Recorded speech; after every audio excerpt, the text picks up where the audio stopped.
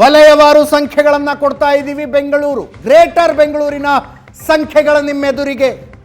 ಬೆಂಗಳೂರು ನಗರ ಮತ್ತು ಬೆಂಗಳೂರು ಗ್ರಾಮಾಂತರ ಜಿಲ್ಲೆ ಸೇರಿ 32 ಕ್ಷೇತ್ರಗಳು ಬರ್ತವೆ. 32ರ ಪೈಕಿ ಬಿಜೆಪಿ 15, ಕಾಂಗ್ರೆಸ್ 14, JDS 3 ಅಂತ ಜನ್ ಕಿ ಬಾತ್ನ ಸಮೀಕ್ಷೆ ಹೇಳ್ತಾ ಇದೆ. ಇದಕ್ಕೆ ನಮ್ಮ ಪ್ಯಾನಲಿಸ್ಟ್ಗಳ ಒಪಿನಿಯನ್ ನಾನು ತೆಗೆದುಕೊಳ್ತಾ ಇದ್ದೆ. ಶೆಟ್ರೆ, ಈಗ ವಿಶೇಷ ಅಂದರೆ 32 ಸಿಟ್ಟಿಂಗ್ ಮೆಂಬರ್ ಇದ್ದಾರೆ. ಬ್ಯಾಂಗ್ಳೂರು ಸಿಟಿಯಲ್ಲಿ 28, ರೂರಲಲ್ಲಿ 4. ಯಾವುದು Hoskote, Devanahalli, Doddaballapur and Nelamangala, not Magadi, Nelamangala. So ಇದರಲ್ಲಿ 32 ಎಕ್ಸೆಪ್ಟು ಗೋವಿಂದರಾಜ ನಗರ ಮತ್ತು ಮಹದೇವಪುರ 2 ಬಿಟ್ಟರೆ all the 30 members got that seats. Repeated candidates are repeated, winning candidates are repeated. ಬಹುಶಃ ಎಲ್ಲ ಯಾವ ಜಿಲ್ಲೆಯಲ್ಲಿ ಇಷ್ಟೊಂದು ನಡೆದಿಲ್ಲ. 32ರಲ್ಲಿ 30%, ಆಲ್ಮೋಸ್ಟ್ ಎಷ್ಟು ಸ್ಟ್ರೈಕ್ ರೇಟ್ ನೋಡಿ, ನಿಯರ್ಲಿ 90%, 93% ಸ್ಟ್ರೈಕ್ ರೇಟ್ ಸಿಟ್ಟಿಂಗ್ ಮೆಂಬರ್ಸ್ಗೆ ಸೀಟ್ ಕೊಟ್ಟದ್ದು actually. Either it is in Congress or in JDS or in BJP. So ಅಂದರೆ ಏನಂದರೆ ಅವ್ರ ಮೇಲೆ ಅಂತ ಆ್ಯಂಟಿ ಗಮ್ಸ್ ಇಲ್ಲ ಅಂತ ಸೊ ಬಟ್ ಏನು ಗೊತ್ತಾ, ಅವರ ವಿನ್ನಿಂಗ್ ಕೆಪಾಸಿಟಿ ಉಂಟು. ಅವರಿಗೆ ಬೇಕಾದ ರಿಸೋರ್ಸ್ಫುಲ್ ಆಗಿದ್ದಾರೆ, ಬೇಕಾದ ರಿಸೋರ್ಸ್ಫುಲ್ ಮಾಡಿದ್ದಾರೆ ಮತ್ತು ಜನರಿಗೆ ಸಹಾಯನೂ ಮಾಡಿದ್ದಾರೆ. ನನಗೊಂದು 2 ನಿಜವಾಗಿ ಹೇಳ್ತೇನೆ, ಒಂದು ಹೆಸರು ಹೇಳೋದಿಲ್ಲ, 2 ದಿನ MLA ಕ್ಲೋಸ್ ಫ್ರೆಂಡ್ಸ್ ಅವರು. ನಾನು ಬೆಳಿಗ್ಗೆ ಅವ್ರ ಮನೆ ಹತ್ರ ಹೋದೆ, ನಿಜವಾಗಿ I will not quote the 2 names. ಅಲ್ಲಿ ಸಾವಿರಾರು ಜನ ಇರ್ತಾರೆ ಅಲ್ಲಿ ಮನೆ ಎದುರುಗಡೆ.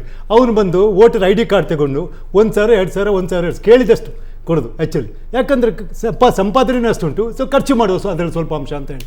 ಯಾರನ್ನು ಹಿಂದೆ ಕಳಿಸಿಲ್ಲ, ನೀವು ವೋಟರ್ ID ಕಾರ್ಡ್ ಸಹ ಕೊಟ್ಟರೆ ಸಾಕು, ನೀವು ಆ ಕ್ಷೇತ್ರದ ID ಕಾರ್ಡ್ ಅಂತೇಳಿ. ಸೊ ಅವರಿಗೆಲ್ಲ ಜನಗಳ ಬೆಂಬಲ ಇದ್ದೇ ಇರ್ತದೆ. ಮತ್ತೇನು ಗೊತ್ತು, ಇಲ್ಲಿ ವ್ಯಕ್ತಿಗತ ಕಾನ್ಸಂಟ್ರೇಟ್ ಆಗಿ ಎಲೆಕ್ಷನ್ ಇರ್ತದೆ. ಅದು ವ್ಯಕ್ತಿಗತ ನಿಮಿಷ ಇಲ್ಲಿ ಮತ್ತೊಂದು ಕೇಳಿ, ಅದು ಇಲ್ಲಿ ವ್ಯಕ್ತಿಗತ ಮೇಲೆ ಕಾನ್ಟ್ರಿ. ಅದಕ್ಕೆ it is proved the last by election. ನೋಡಿ, 4 ಜನ ಕ್ಯಾಂಡಿಡೇಟ್ ಕಾಂಗ್ರೆಸ್ ಬಿಟ್ಟು ಬಂದು BJP ಗೆದ್ರು. See that means it is not party based. Party basis ಮೇಲೆ ವಿನ್ ಆಗೋದಿಲ್ಲ, ಇಂಡಿವಿಜುವಲ್ ಕೆಪಾಸಿಟಿ ಮಾಡ್ತಾರೆ. ಯಾಕಂದ್ರೆ ಫಾರ್ ಎಕ್ಸಾಂಪಲ್ 4 ಜನ ವಿನ್ ಆಗೋದು, ಭೈರತಿ ಬಸವರಾಜ್, ಗೋಪಾಲಯ್ಯ, ಸೋಮಶೇಖರ್ ಆ್ಯಂಡ್ ಮುನಿರತ್ನ. ಈಗೇನು ದೇರ್ ವಿನ್ನಿಂಗ್. ಅವ್ರಿಗೆ ಆ 4 ಕ್ಷೇತ್ರದಲ್ಲಿ ಎಕ್ಸೆಪ್ಟ್ ನಿಮ್ಮದು ಸೋಮಶೇಖರ್ದು ಒಂದು ಫೈಟ್ ಇರೋದು, ಮತ್ತು other there all the 3 cases may be walk ಅಲ್ಲ ಹೇಳೋದು. ಅಷ್ಟು ಈಸಿ ಉಂಟು ಅವರಿಗೆ ವಿನ್ ಆಗಲಿಕ್ಕೆ. ಅವರು ಯಾವುದೇ ಪಾರ್ಟಿಯಲ್ಲಿ ಇಲ್ಲಿ. So that means what is that not the party basis, it is the because of their personality, it is personal. ಅವ್ರದ್ದು ಒಂದು ಕೆಪಾಸಿಟಿ ದೇ ಆರ್ ವಿನ್ನಿಂಗ್. ಅಂದರೆ ಅವ್ರು ಕೆಲಸನೂ ಒಳ್ಳೆ ಮಾಡ್ತಾರೆ, ಒಳ್ಳೆ ಡೆವಲಪ್ಮೆಂಟ್ ಬೇಕಾರೆ. ನೀವು ಹೇಳಿದಾರೆ ಪ್ರತಿ ಕ್ಷೇತ್ರಕ್ಕೂ 2,000, 3,000 ಕೋಟಿ ಅನುದಾನ. ಏನು ರೋಡು, ನಿಮ್ಮದು ಹೆಚ್ಚಿನ ರೋಡ್ಗಳು ಇಲೆಕ್ಷನ್ಗಿಂತ 1-2 ತಿಂಗಳಲ್ಲಿ ಆಲ್ಮೋಸ್ಟ್ ಎಲ್ಲ ರೋಡ್ಗಳು ತಾರಾಗಿಬಿಟ್ಟಿದೆ ಆ್ಯಕ್ಚುಲಿ. ಸೊ ತಾರ್ ರೋಡ್ ಮಾಡಿದಾರಪ್ಪ ಅಂತೇಳಿ. ಏನು ಕೆಲಸ ಅವರು ಯಾವುದು ಪ್ರತಿಯೊಂದು ಡೆವಲಪ್ಮೆಂಟ್ ಕೆಲಸನೂ ಮಾಡಿದ್ದಾರೆ. 2 ಸಮಾಜ ಕಲ್ಯಾಣ ಕೆಲಸ, ಜನರಿಗೆ ಬಡವರಿಗೆ ಏನೋ ಕೊಡೋದು ತೆಗೊಳ್ಳೋದು ಏನೋ ಮಾಡ್ಕೊಂಡಿರ್ತಾರೆ. ಡೆವಲಪ್ಮೆಂಟ್ ಅಭಿವೃದ್ಧಿ ಕಾರ್ಯನ ಮಾಡ್ತಾರೆ.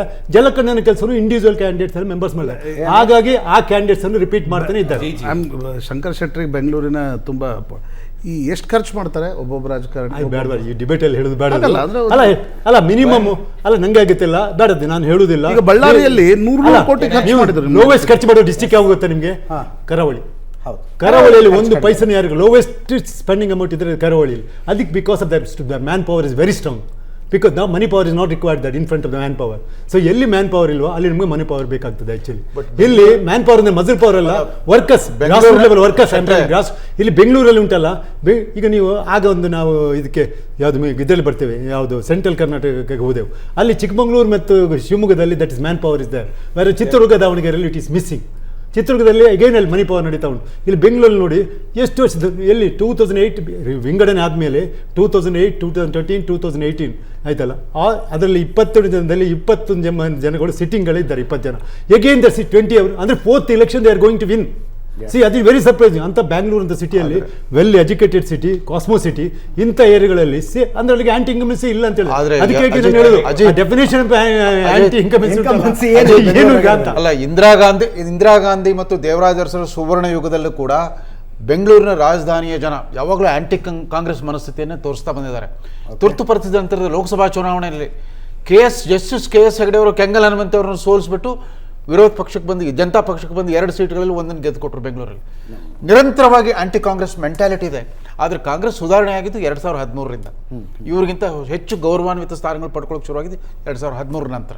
S, see, as I said in the start, that this is a 2C election, that's a caste and a candidate election, and BJP is banking on an M, which is Modi, and Congress is banking on 3C. That is for and can I make my point, sir? Can I make my point? Thank you. I was listening for 10 minutes. Thank you. and Congress is banking on a Muslim vote. In Bangalore, there is no caste. Okay. It is pure candidate which is there. So if a candidate has worked, it works. But for the BJP, the X factor is a Modi factor which works on the first time and the second time voter in the rural, in the urban areas also.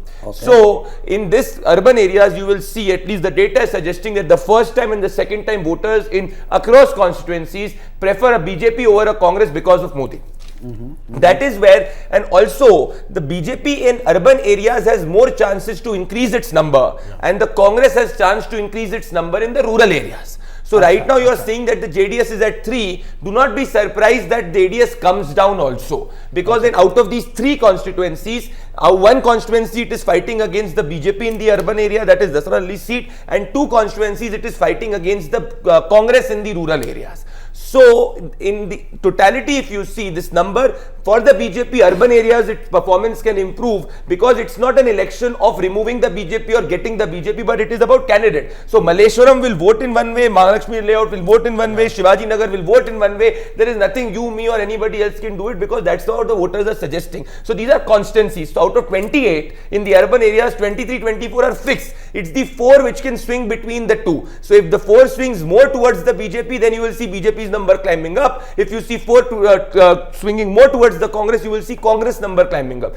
In the rural areas, out of 4, one constituency of Hoskote is seeing a fight between BJP and Congress. The other one constituency is seeing a fight between Congress and BJP, and others is seeing between Congress and JDS. So this is where in the rural areas you can see things changing. In the urban areas also you can see things changing. So Modi's roadshow, which is saying will have no impact. Another roadshow, it has an impact on the first time and the second time voters. They are aspirational. No, can they in change nature. these numbers? That's what the question is. That can only depend on how voting happens in Bengaluru. If you remember that last time the average voting of Bengaluru, the voting which happened in Bengaluru city in the urban areas was much less. Even in 2013, Bengaluru rural polled 20% more than Bengaluru urban.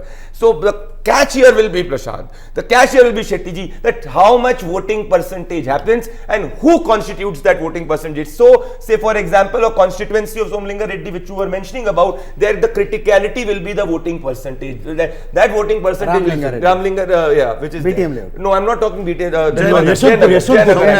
Soumya Reddy. So in that constituency, the voting percentage will be very critical whether BJP can defeat or the Congress comes. So voting percentage in Bengaluru urban is extremely critical in the final number. The number which Congress could lead. So the golden rule applies here. Greater the voting percentage, BJP will be a beneficiary. BJP is beneficiary. In urban areas.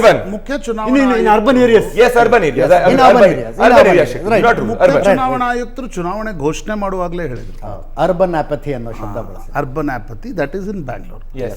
Lok Sabha ಚುನಾವಣೆಯಲ್ಲಿ ಇಲ್ಲಿ voting ಜಾಸ್ತಿ ಆಗುತ್ತೆ, ವಿಧಾನಸಭಾ ಚುನಾವಣೆಯಲ್ಲಿ ಇನ್ನೂ ಕಡಿಮೆ ಆಗುತ್ತೆ, ಸ್ಥಳೀಯ ಸಂಸ್ಥೆಗಳಲ್ಲಿ ಮತ್ತು ಕಡಿಮೆ ಆಗುತ್ತೆ. ಇನ್ನೂ ಕಡಿಮೆ ಆಗುತ್ತೆ. No, but still, I'll tell you what principle, if you see, even in Lok Sabha, generally, Prashant, that urban areas tend to vote comparatively less in Less a than country the rural areas. We are all very opinionated, but when it comes to doing our duty, the urban areas do not perform it like the rural areas does. That is something which has to be mentioned, and it is not just related to Bengaluru. Even in Mumbai, that was the scenario which happened, if you see. So this is something which is a trend which is worrying in this country. Maybe ಅದಕ್ಕೆ ಅನೇಕ ಕಾರಣಗಳು See, urban like Hoskote, it will vote for 90%. Yes. Hoskote 9% ಇರ್ತಾರೆ. You are adjoining to Bangalore. ಹೌದು. It is 90%. Yes. Whereas if you come to city, contributing factor. 50%. Rural ಏರಿಯಾಸ್ಗಳಲ್ಲಿ camaraderie ಜಾಸ್ತಿ ಇರೋದ್ರಿಂದ political ನಾಯಕನಿಗೆ ಮನೆ ಸಂಪರ್ಕ ಇರುತ್ತೆ. ಅರ್ಬನ್ನಲ್ಲಿ ನೀವು ಎಲ್ಲಾ ಮನೆಗಳಿಗೆ ಸಂಪರ್ಕ ಇರಲ್ಲ, ಎಲ್ಲರೂ ಅಪರಿಚಿತರು ಇರ್ತಾರೆ. ಒಂದೇ ಅಪಾರ್ಟ್ಮೆಂಟ್ ಅಲ್ಲಿ ಅಕ್ಕಪಕ್ಕದ ಫ್ಲಾಟ್ನವ್ರು ಒಬ್ರಿಗೊಬ್ರು ಪರಿಚಯ. ಅದು ರಾಜಕೀಯ ನಾಯಕನಂತರೂ ಪರಿಚಯನೇ ಇರಲ್ಲ, ಅದನ್ನ ಎಕ್ಸೆಸಿಬಲ್ ಇರಲ್ಲ. ಕರೆಕ್ಟ್. ಎಲ್ಲೋ ಹುಬ್ಳಿಯಿಂದನೋ ಧಾರವಾಡದಿಂದನೋ ಬಂದು ಇಲ್ಲಿ ವಾಸಿಸ್ತಾ ಇರತಕ್ಕಂಥವನಿಗೆ ಮೋದಿ ಕಾರಣದಿಂದ ವೋಟ್ ಹಾಕಬೇಕು ಅಂತಕ್ಕಂಥದ್ದು ಅನ್ಸೋದು ಬೇರೆ. ಆದರೆ ಕ್ಯಾಂಡಿಡೇಟ್ನ ಪರಿಚಯ ಇರಲ್ಲ, ಆಕ್ಸೆಸಿಬಲ್ ಇರಲ್ಲ. ಮತ್ತು ಯಾಕೆ ಅರ್ಬನ್ ಎಪತಿ ಇರುತ್ತಂದರೆ, ನಾನು ಇತ್ತೀಚೆಗೆ ಬೆಂಗಳೂರಲ್ಲಿ ಓಡಾಡ್ದಾಗ ನನಗನ್ಸುತ್ತೆ, ಅಲ್ಲಿ ವಾಸಿಸ್ತಾ ಇರೋರ್ಗೂ ಅವ್ರಿಗೆ ಶಾಸಕರು ಅವರ ಅವಶ್ಯಕತೆನೇ ಇರಲ್ಲ ಅನೇಕ ಕಡೆ.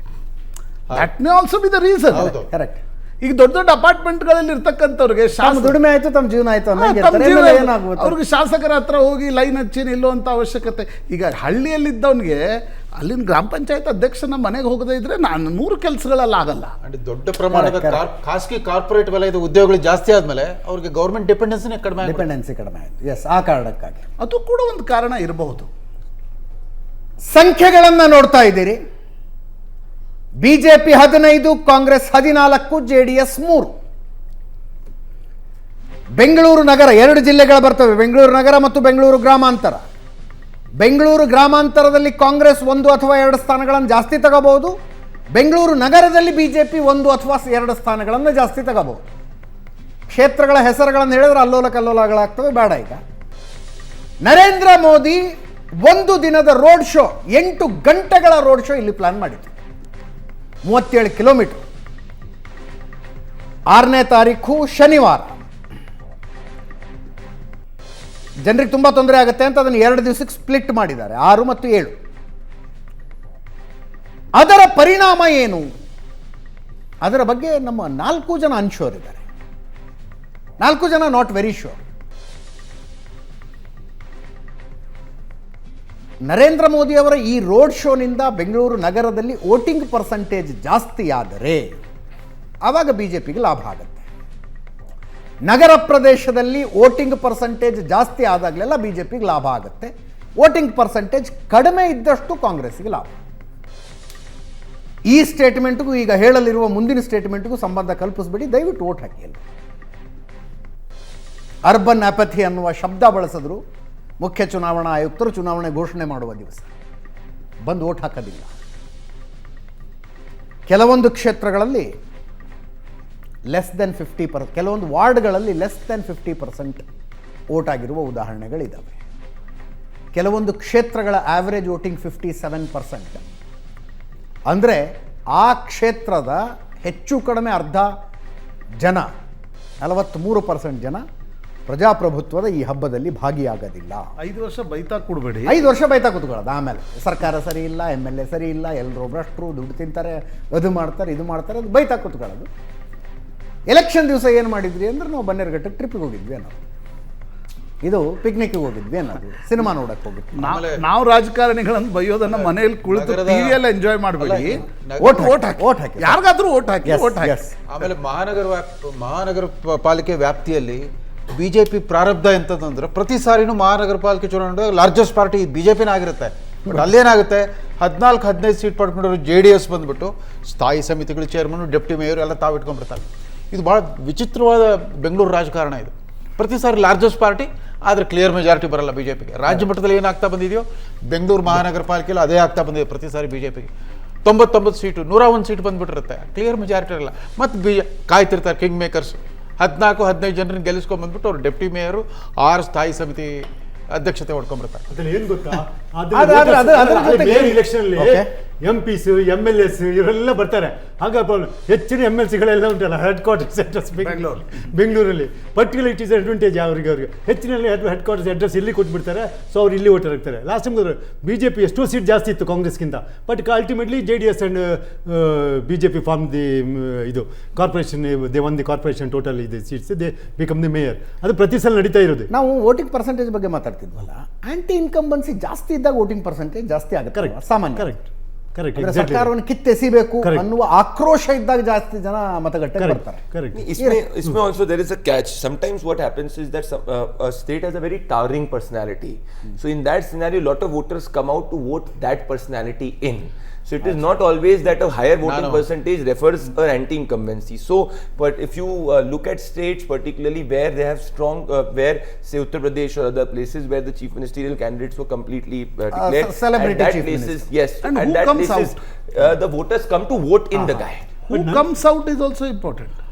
ಅಂತ ಒಂದು ಯಾರು ಹೊರಗಡೆ ಬಂದು ವೋಟ್ ಹಾಕ್ತಾರೆ, ವೋಟ್ ಶೇರ್ ಜಾಸ್ತಿ ಯಾರಿಂದ ಆಗ್ತಾ ಇದೆ ಅಂತಕ್ಕಂಥದ್ದು. ಯಾರ ಕಡೆ ಹೋಗೋರು ಜಾಸ್ತಿ ವೋಟ್ ಮಾಡೋರು, that is also very important. Whether BJP voters are voting more, Congress voters are voting. ಅಂತ ಒಂದು ಚಾರಿತ್ರಿಕ ಚುನಾವಣೆಯಲ್ಲಿ ಅಂತ ಒಂದು ಚಾರಿತ್ರಿಕ ಚುನಾವಣೆ ಮೊಟ್ಟ ಮೊದಲ ಬಾರಿಗೆ ಮತದಾನ ಮಾಡಿದ್ದೆ 1977 ಲೋಕಸಭಾ ಚುನಾವಣೆ, ತುರ್ತು ಪರಿಸ್ಥಿತಿ ವಿರುದ್ಧ ಚುನಾವಣೆ. ಬೆಂಗಳೂರು ಮೊಟ್ಟ ಮೊದಲ ಬಾರಿಗೆ 60%ಗಿಂತ ಹೆಚ್ಚು ವೋಟ್ ಆಯ್ತು.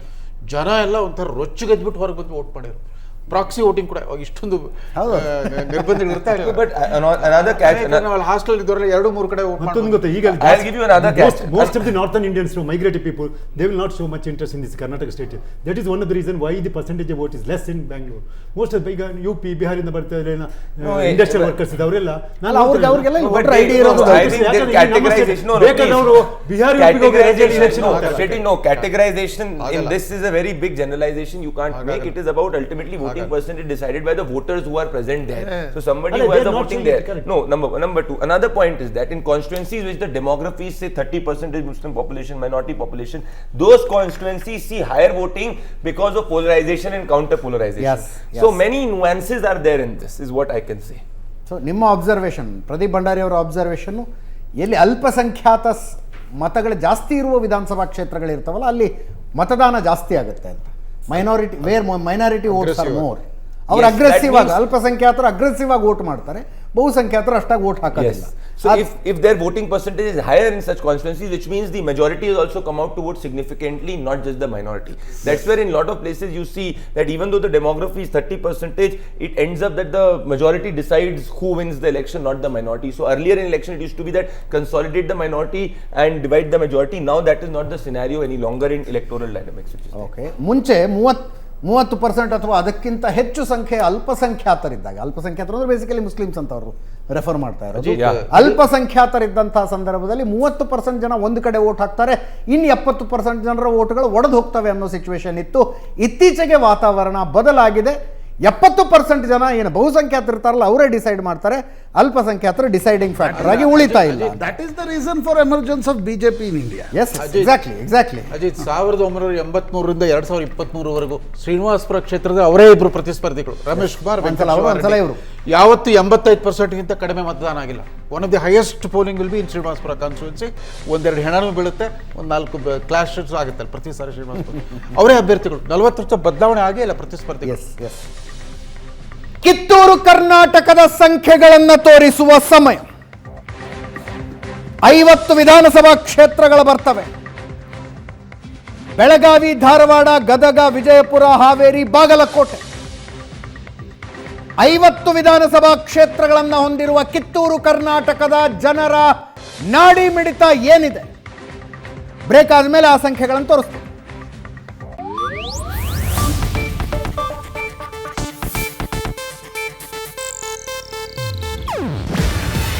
ಇದು ಏಷ್ಯಾನೆಟ್ ನ್ಯೂಸ್ ನೆಟ್ವರ್ಕ್ ಪ್ರಸ್ತುತಿ. ನೀವು ನೋಡ್ತಿದ್ದೀರಾ ಏಷ್ಯಾನೆಟ್ ಸುವರ್ಣ ನ್ಯೂಸ್.